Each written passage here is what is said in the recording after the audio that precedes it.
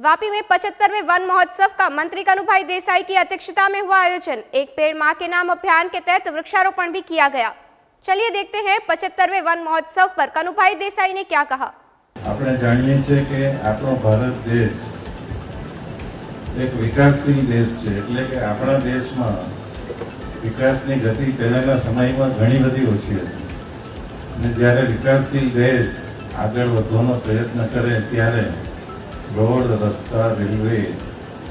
ઘણું બધું બનતું હોય છે અને એના માટે ઘણા બધા વૃક્ષોનું છેદન પણ થતું હોય છે અને આને અનુલક્ષીને જ આપણે જોઈએ છે કે જ્યારે વિશ્વમાં એક ક્લાઇમેટ ચેન્જ એટલે કે વાયુ પરિવર્તન કે આખા વર્ષમાં વરસાદ ગમે ત્યારે પડે, ગરમી ગમે ત્યારે પડે અને ઠંડી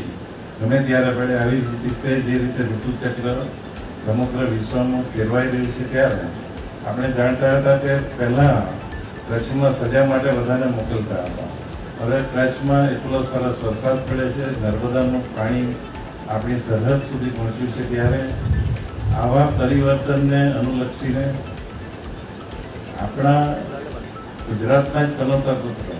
અને જેઓ મોટા સાહિત્યકાર હતા કનૈયાલાલ માણેકલાલ મુનશી, એમણે 1950માં સૌ પ્રથમવાર પહેલો વન મહોત્સવ યોજીને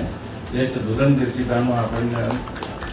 એકદમ દાખલો આપ્યો હતો અને એમના લીધે જ આજે આપણે તાલુકા કક્ષાનો આ 75મો